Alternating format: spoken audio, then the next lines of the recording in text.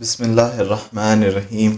حضرت عبداللہ ابن مسعود رضی اللہ تعالیٰ عنہ نے کہا کہ حضور علیہ الصلوۃ والسلام نے فرمایا کہ اے نوجوانوں، تم میں سے جو آدمی عورت کا خرچ برداشت کر سکتا ہو وہ نکاح کرے، کہ یہ نگاہ کو روکنے والا شرمگاہ کی حفاظت کرنے والا ہے، اور جو عورت کا خرچ برداشت نہ کر سکتا ہو وہ روزے رکھے، اس لیے کہ روزہ شہوت کو توڑتا ہے۔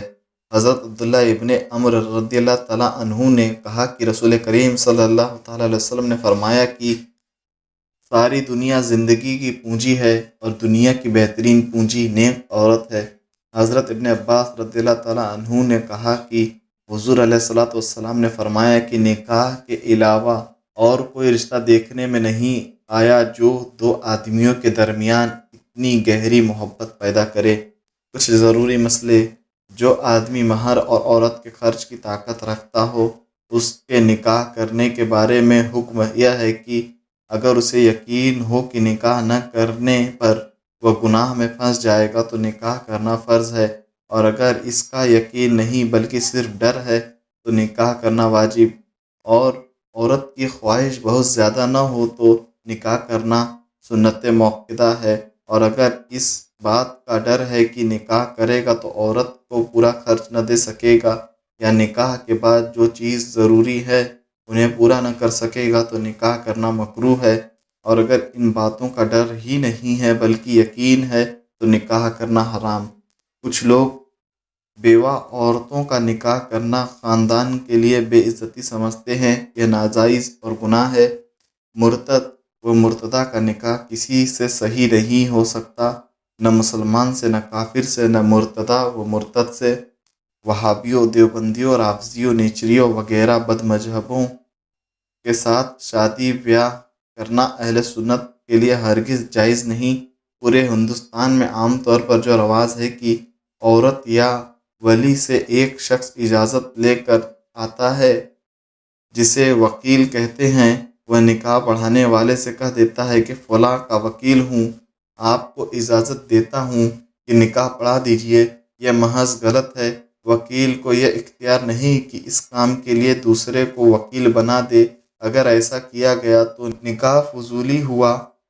عورت کی اجازت پر موقوف رہے گا۔ اجازت سے پہلے مرد و عورت ہر ایک کو توڑ دینے کا اختیار حاصل ہے، لہٰذا یوں چاہیے کہ جو نکاح پڑھائے وہ خود عورت یا اس کے ولی کا وکیل بنے، یا پھر عورت کا وکیل اس بات کی بھی اجازت حاصل کرے کہ وہ نکاح پڑھانے کے لیے دوسرے کو وکیل بنا سکتا ہے۔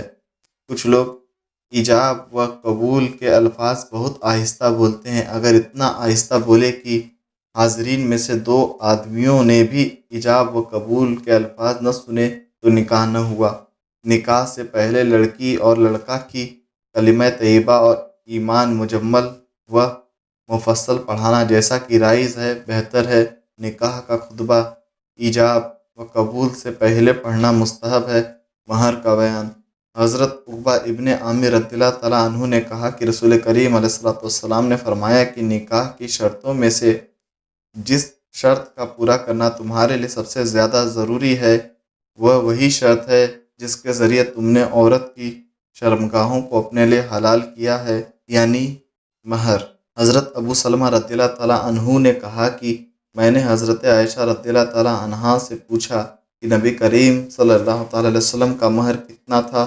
انہوں نے فرمایا کہ حضور صلی اللہ تعالیٰ علیہ وسلم کا مہر آپ کی اکثر بیویوں کے لیے 12 اقیہ اور 1 نش تھا۔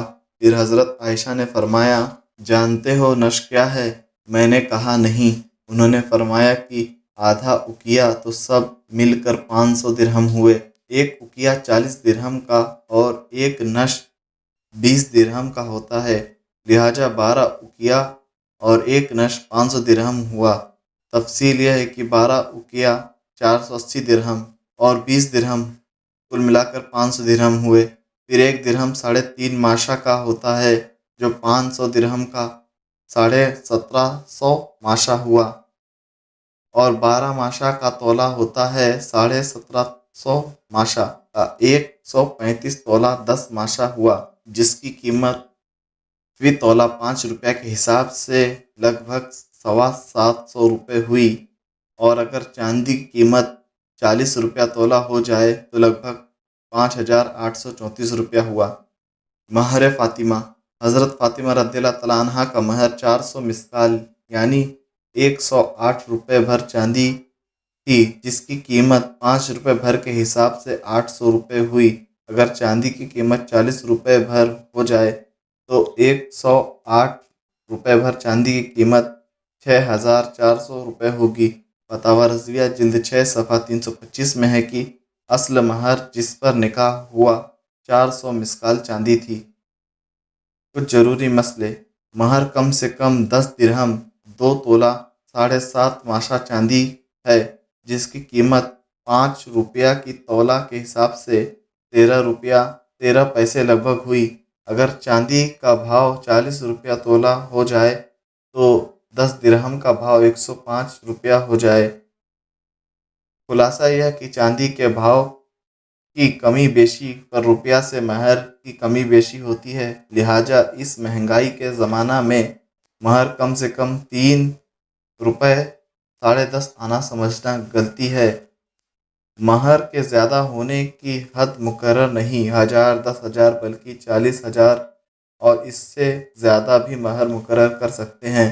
महर 3 तरह का होता है, एक वह कि औरत के साथ तन्हाई होने से पहले देना तय पाया हो, दूसरे वह कि जिसके अदा करने के लिए कोई वक्त मुकर्रर हो, तीसरे वह कि न तन्हाई से पहले देना तय पाया हो और न कोई वक्त मुकर्रर हो। इसी का हमारे हिंदुस्तान में आम तौर से रवाज है। वह महर की तन्हाई होने से पहले देना तय पाया हो को लेने के लिए औरत अपने को शौहर से रोक सकती है और जिसका वक्त मुकर्रर हो उस वक्त के आने के बाद रोक सकती है, पहले नहीं रोक सकती। और तीसरे किस्म का महर वसूल करने के लिए कभी नहीं रोक सकती। हिंदुस्तान में आम तौर पर रवाज है कि औरत जब मरने लगती है तो उसके महर मुआफ़ कराते हैं। हालांकि उस वक्त में बीवी ने मुआफ़ कर भी दिया तो वारिसों की इजाज़त के बगैर मुआफ़ नहीं होगा। दावत वलीमा। हज़रत अनस रज़ियल्लाहु तआला अन्हु से रिवायत है कि हुज़ूर अलैहिस्सलातु वस्सलाम ने फरमाया कि वलीमा करो, अगरचे एक ही बकरी हो। हज़रत अबू हुरैरा रज़ियल्लाहु तआला अन्हु कहते हैं कि हुज़ूर अलैहिस्सलातु वस्सलाम ने फरमाया कि सबसे बुरा खाना वलीमा का वह खाना है जिसके लिए सिर्फ मालदार लोग बुलाए जाएं और गरीब मोहताज लोगों को न पूछा जाए। हज़रत अब्दुल्ला इब्न उमर रज़ियल्लाहु तआला अन्हुमा ने कहा कि हुज़ूर अलैहिस्सलातु वस्सलाम ने फरमाया कि जिस शख्स के खाने की दावत दी जाए और वह बिला वजह शरई दावत कबूल न करे तो उसने अल्लाह ताला और उसके रसूल की नाफरमानी की, और जो बगैर दावत के पहुँच जाए तो वह चोर की तरह गया और डाकू बनकर निकला। मियाँ बीवी का बाहमी बर्ताव। हज़रत अबू हुरैरा रज़ियल्लाहु तआला अन्हु ने कहा कि हुज़ूर अलैहिस्सलातु वस्सलाम ने फरमाया कि अगर मैं किसी को हुक्म देता कि वह अल्लाह के सिवा किसी दूसरे को सजदा करे तो औरत को ज़रूर हुक्म देता कि वह अपने शौहर को सजदा करे, लेकिन अल्लाह के अलावा किसी को सजदा करना हराम है, इसलिए औरत अपने शौहर को सजदा तो नहीं कर सकती, अलबत्ता उसके लिए शौहर की फरमाबरदारी का हुक्म ज़रूर है। हज़रत उम्मे सलमा रज़ियल्लाहु तआला अन्हा ने कहा कि हुज़ूर अलैहिस्सलातु वस्सलाम ने फरमाया कि जो औरत इस हाल में मरे कि उसका शौहर उससे राज़ी और खुश हो तो वह औरत जन्नती है। हज़रत अबू हुरैरा रज़ियल्लाहु तआला अन्हु ने कहा कि हुज़ूर अलैहिस्सलातु वस्सलाम ने फरमाया कि मुसलमानों में पूरे ईमान वाला वह आदमी है जो अपनी आदतों में सबसे अच्छा हो, और तुम में सबसे ज़्यादा अच्छे वह लोग हैं जो अपनी औरतों के लिए सबसे अच्छे हैं। हज़रत हकीम इब्ने मुआविया कुशैरी रज़ियल्लाहु तआला अन्हु अपने बाप से रिवायत करते हैं कि उन्होंने कहा कि मैंने पूछा, या रसूलल्लाह सल्लल्लाहु तआला अलैहि वसल्लम, हम में से किसी की औरत का उस पर क्या हक है? फरमाया कि जब तुम खाओ तो उसे खिलाओ, और जब तुम पहनो तो उसे भी पहनाओ, और अगर किसी गलत बात पर सजा देनी हो तो उसके मुंह पर न मारो, और उसे बुरा न कहो, और उसे न छोड़ो मगर घर में। हज़रत अबू हुरैरा रज़ियल्लाहु तआला अन्हु ने कहा कि हुज़ूर अलैहिस्सलातु वस्सलाम ने फरमाया कि जिस शख्स की 2 औरतें हों और वह उनके दरमियान इंसाफ से काम न ले तो क़यामत के दिन इस हाल में उठेगा اس کے جسم کا ایک دھڑ الگ ہو گیا ہوگا۔ پردہ کی باتیں۔ حضرت ابن عباس رضی اللہ تعالیٰ عنہما نے کہا کہ حضور علیہ الصلوۃ والسلام نے فرمایا کہ تم میں سے کوئی آدمی جب اپنی عورت کے ساتھ ہم بستری کرنا چاہے تو یہ دعا پڑھے، اللہم جنب شیطان و جنب شیطان ما رزقتنا، یعنی اے اللہ تو ہم لوگ کو شیطان سے بچا اور جو بچہ ہمیں دے اسے بھی شیطان سے بچا۔ پھر اگر اسی ہم بستری میں حمل ہو گیا تو شیطان اس لڑکے کو کبھی نقصان نہیں پہنچائے گا۔ حضرت ابن عباس رضی اللہ تعالیٰ عنہ نے فرمایا کہ حضور علیہ الصلوۃ والسلام پر آیت اتری کہ تمہاری عورتیں تمہاری کھیتی ہیں، تم اپنی کھیتی میں جس طرف چاہو جاؤ۔ تو اس کا مطلب یہ ہے کہ آگے سے آؤ اور پیچھے سے آؤ، لیکن پیچھے کے مقام میں ہم بستری کرنے سے بچو اور حیض کی حالت میں پرہیز کرو۔ حضرت خزیمہ ابن ثابت رضی اللہ تعالیٰ عنہ سے روایت ہے کہ حضور علیہ الصلوۃ والسلام نے فرمایا کہ اللہ تعالیٰ حق بات ظاہر کرنے میں شرم نہیں کرتا، تم لوگ عورتوں کے پیچھے کے مقام میں ہم بستری نہ کرو۔ حضرت ابن عباس رضی اللہ تعالیٰ عنہ نے کہا کہ حضور علیہ الصلوۃ والسلام نے فرمایا کہ اللہ تعالیٰ اس شخص کو رحمت کی نظر سے نہیں دیکھے گا جو مرد یا عورت کے ساتھ اس کے پیچھے کے مقام میں ہم بستری کرے۔ حضرت ابو ہریرہ رضی اللہ تعالیٰ عنہ نے کہا کہ حضور علیہ الصلوۃ والسلام نے فرمایا کہ جو شخص اپنی بیوی سے اس کے پیچھے کے مقام میں ہم بستری کرے وہ ملعون ہے، دیکھنا جائز نہیں۔ حضرت ابن مسعود رضی اللہ تعالیٰ عنہ سے روایت ہے کہ حضور علیہ الصلوۃ والسلام نے فرمایا کہ عورت ہے، یعنی پردہ میں رکھنے کی چیز ہے۔ اب جب وہ باہر نکلتی ہے تو شیطان اس عورت کو گھورتا ہے، یعنی اجنبی عورت کو دیکھنا شیطان کا کام ہے۔ حضرت ام سلمہ رضی اللہ تعالیٰ عنہا سے روایت ہے کہ میں اور حضرت میمونہ حضور علیہ الصلوۃ والسلام کے پاس حاضر تھی۔ ایک اندھے صحابی حضرت ابن مختوم رضی اللہ تعالیٰ عنہ سامنے سے حضور صلی اللہ تعالیٰ علیہ وسلم کے پاس آ رہے تھے تو سرکار صلی اللہ تعالیٰ علیہ وسلم نے ہم دونوں سے فرمایا کہ پردہ کر لو۔ حضرت ام سلمہ فرماتی ہیں میں نے کہا یا رسول اللہ صلی اللہ تعالیٰ علیہ وسلم کیا وہ اندھے نہیں ہیں، وہ ہمیں نہیں دیکھ سکتے؟ حضور صلی اللہ تعالیٰ علیہ وسلم نے فرمایا کیا تم دونوں بھی اندھی ہو، کیا تم انہیں نہیں دیکھتی؟ یعنی مرد کے جس طرح اجنبی عورت کو دیکھنا ناجائز ہے، اسی طرح عورت کے لیے اجنبی مرد کو دیکھنا بھی جائز نہیں۔ حضرت جریر ابن عبداللہ نے فرمایا کہ میں نے حضور علیہ الصلوۃ والسلام سے کسی عورت پر ایک نگاہ پڑ جانے کے بارے میں پوچھا تو حضور علیہ الصلوۃ والسلام نے مجھے نگاہ پھیر لینے کا حکم فرمایا۔ حضرت بریدہ رضی اللہ تعالیٰ عنہ نے کہا کہ حضور علیہ الصلوۃ والسلام نے حضرت علی رضی اللہ تعالیٰ عنہ سے فرمایا کہ اے علی، اجنبی عورت پر ایک نگاہ کے بعد دوسری نگاہ مت ڈالو کہ ایک پڑ جانے والی پہلی نگاہ تمہارے لیے معاف ہے، دوبارہ دیکھنا جائز نہیں۔ حضرت جابر رضی اللہ تعالیٰ عنہ نے کہا کہ حضور علیہ الصلوۃ والسلام نے فرمایا کہ عورت شیطان کی صورت میں آگے آتی ہے اور شیطان کی شکل میں پیچھے جاتی ہے۔ جب تم میں سے کسی کو دوسرے کی عورت اچھی معلوم ہو پھر اس کا خیال دل میں جم جائے تو وہ اپنی عورت کے پاس چلا جائے اور اس سے ہم بستری کر لے، اس لیے کہ ایسا کرنا اس کے دل میں خیال کو دور کر دے گا۔ اجنبی عورت کے ساتھ تنہائی۔ حضرت جابر رضی اللہ تعالیٰ عنہ نے کہا کہ حضور علیہ الصلوۃ والسلام نے فرمایا کہ خبردار کوئی مرد کسی بیاہی عورت کے پاس رات نہ گزارے مگر صرف اس حالت میں کہ وہ مرد یا تو اس عورت کا شوہر ہو یا اس کا محرم۔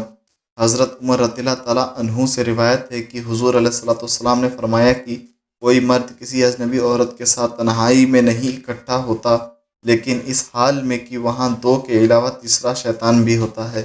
حضرت عقبہ ابن عامر رضی اللہ تعالیٰ عنہ سے روایت ہے کہ حضور علیہ الصلوۃ والسلام نے فرمایا کہ تم دوسرے کی عورت کے پاس جانے سے بچو۔ ایک انصاری نے کہا یا رسول اللہ صلی اللہ تعالیٰ علیہ وسلم اگر وہ عورت کا دیور ہو تو؟ فرمایا دیور تو موت ہے، یعنی وہ اور بھی خطرناک ہے۔ حضرت انس رضی اللہ تعالیٰ عنہ سے روایت ہے کہ حضور علیہ الصلوۃ والسلام اپنی ایک بیوی کے ساتھ تھے، اتنے میں ایک آدمی سامنے سے گزرا، حضور نے اس کو بلا کر فرمایا اے فلاں سن لے کہ یہ عورت میری فلاں بیوی ہے، وہ شخص بولا یا رسول اللہ صلی اللہ تعالی وسلم، جب میں کسی اور کے ساتھ برا خیال نہیں کرتا تو معاذ اللہ آپ کے ساتھ برا خیال کروں گا؟ سرکار اقدس صلی اللہ تعالی وسلم نے فرمایا، بات دراصل یہ ہے کہ شیطان انسان کے بدن کے اندر خون کی نالیوں میں دوڑتا پھرتا ہے، اس لیے ایسا ہو سکتا ہے کہ وہ تیرے دل میں وسوسہ ڈال دے کہ رسول خدا ایک اجنبی عورت کے ساتھ ہیں۔ زنا لواطت۔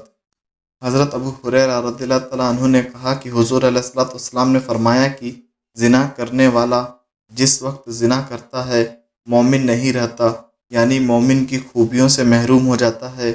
حضرت عمرو ابن عاص رضی اللہ تعالیٰ عنہ نے کہا کہ میں نے حضور علیہ الصلوۃ والسلام کو فرماتے ہوئے سنا کہ جس قوم میں زنا پھیل جاتا ہے وہ قوم قحط سالی میں ضرور مبتلا ہو جاتی ہے، اور جس قوم میں رشوت عام ہوتی ہے وہ اپنے دشمنوں کے ڈر میں مبتلا ہو جاتی ہے۔ حضرت جابر رضی اللہ تعالیٰ عنہ سے روایت ہے کہ ایک مرد نے ایک عورت سے زنا کیا تو حضور علیہ الصلوۃ والسلام نے اسے کوڑے لگوائے، پھر خبر دی گئی وہ شادی شدہ ہے تو حضور نے اسے سنسار کرا دیا، یعنی لوگوں نے پتھروں سے مار مار کر اسے ہلاک کر دیا۔ حضرت ابن عباس رضی اللہ تعالیٰ عنہما نے کہا کہ حضور علیہ الصلوۃ والسلام نے فرمایا کہ جس آدمی کو تم حضرت لوط علیہ السلام کی قوم کا کام کرتے ہوئے پاؤ تو دونوں کو مار ڈالو۔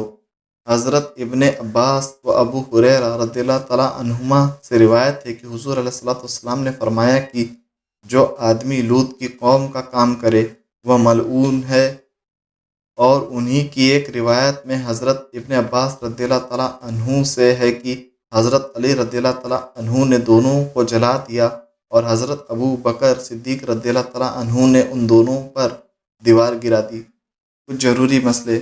یہاں اگر حکومت اسلامیہ ہوتی تو زنا کرنے والے کو 100 کوڑے مارے جاتے یا سنسار کیا جاتا، یعنی اس قدر پتھر مارا جاتا کہ وہ مر جاتا، مگر اس حال میں زانی اور زانیہ کے لیے یہ حکم ہے کہ مسلمان ان کا پورے طور پر بائیکاٹ کریں، ان کے ساتھ کھانا پینا، اٹھنا بیٹھنا، سلام و کلام اور ہر قسم کے اسلامی کام بند کر دیں جب تک کہ توبہ کر کے وہ گناہ سے الگ نہ ہو جائیں۔ اگر مسلمان ایسا نہیں کریں گے تو وہ بھی گناہ گار ہوں گے۔ لواطت کرنے والے جسمانی طور پر بھی سخت سزا کے مستحق ہیں کہ حضرت علی رضی اللہ تعالیٰ عنہ نے انہیں جلا دیا، حضرت ابو بکر صدیق رضی اللہ تعالیٰ عنہ نے ان پر دیوار گرا دی، اور ایک روایت کے مطابق حضور علیہ الصلوۃ والسلام نے حکم دیا کہ انہیں مار ڈالو۔ اس سے پتہ چلتا ہے کہ یہ کام زنا سے بھی برا ہے۔ زمانے موجودہ میں لواطت کرنے والے اور کرانے والے کے بارے میں یہ حکم ہے کہ مسلمان ان کا پورے طور پر بائیکاٹ کریں، اور اس برے کام سے الگ ہونے کے لیے ان پر اپنی طاقت بھر اتنی سختی کریں کہ وہ اپنے اس گندے کام سے الگ ہو جائیں۔ اگر مسلمان اپنی لاپرواہی سے کام لے کر چپ رہیں گے تو گناہ گار ہوں گے۔ طلاق کا بیان۔ حضرت ابن عمر رضی اللہ تعالیٰ عنہ سے روایت ہے کہ حضور علیہ الصلوۃ والسلام نے فرمایا کہ ساری حلال چیزوں میں خدا تعالیٰ کے نزدیک سب سے ناپسندیدہ چیز طلاق ہے۔ حضرت ثوبان رضی اللہ تعالیٰ عنہ نے کہا کہ حضور علیہ الصلوۃ والسلام نے فرمایا کہ جو عورت بغیر کسی خاص سبب کے شوہر سے طلاق مانگے اس پر جنت کی خوشبو حرام ہے۔ حضرت محمود ابن لبید رضی اللہ تعالیٰ عنہ نے فرمایا کہ حضور علیہ الصلوۃ والسلام کو خبر دی گئی ایک شخص نے اپنی بیوی کو 3 طلاق اکٹھی دی ہے۔ یہ سنتے ہی حضور صلی اللہ تعالیٰ علیہ وسلم ناراض ہو کر کھڑے ہو گئے، پھر فرمایا کہ اللہ تعالیٰ کی کتاب کے ساتھ کھیل کیا جاتا ہے، حالانکہ میں تمہارے اندر موجود ہوں۔ معلوم ہوا کہ ایک وقت میں 3 طلاقیں دینا حرام ہے۔ حضرت عائشہ رضی اللہ تعالیٰ عنہا نے فرمایا کہ رفاع قرشی کی بیوی نے حضور علیہ الصلوۃ والسلام کے پاس آ کر کہا کہ میں رفاع کے پاس تھی تو انہوں نے مجھے 3 طلاق دے دی، اس کے بعد میں نے عبد الرحمن ابن زبیر سے نکاح کر لیا، اور نہیں ہے ان کا مگر کپڑے کے دامن کی طرح نرم، یعنی وہ ہم بستری کی قدرت نہیں رکھتے۔ تو حضور نے فرمایا کہ تم لوٹ کر رفاع کے پاس جانا چاہتی ہو؟ انہوں نے کہا ہاں۔ حضور نے فرمایا کہ تم اس وقت تک ان کی طرف لوٹ کر نہیں جا سکتی ہو جب تک عبد الرحمن تم سے ہم بستری نہ کر لیں۔ کچھ ضروری مسئلے۔ طلاق تین طرح کی ہوتی ہے: رجعی، بائن اور مغلظہ۔ طلاق رجعی کا مطلب یہ ہے کہ شوہر عدت کے اندر رجعت کر سکتا ہے، چاہے عورت راضی ہو یا نہ ہو، اور عدت کے بعد عورت کی مرضی سے نکاح کر سکتا ہے، حلالہ کی ضرورت نہیں۔ اور طلاق بائن کا مطلب یہ ہے کہ عورت کی مرضی سے شوہر عدت کے اندر نکاح کر سکتا ہے اور عدت کے بعد بھی حلالہ کی ضرورت نہیں۔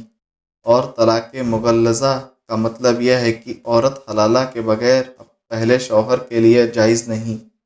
حلالہ کی صورت یہ ہے کہ اگر طلاق دینے والا شوہر اس سے ہم بستری کر چکا ہے تو عدت پوری ہونے کے بعد دوسرے سے نکاح کرے اور یہ دوسرا شوہر اس سے ہم بستری بھی کرے، اب دوسرے شوہر کی موت یا طلاق کے بعد عدت پوری ہونے پر پہلے شوہر سے نکاح کر سکتی ہے، اور اگر عورت سے مرد نے ہم بستری نہیں کی ہے تو پہلے شوہر کے طلاق دینے کے فوراً بعد دوسرے سے نکاح کر سکتی ہے، اس لیے کہ ایسی عورت کے لیے عدت نہیں۔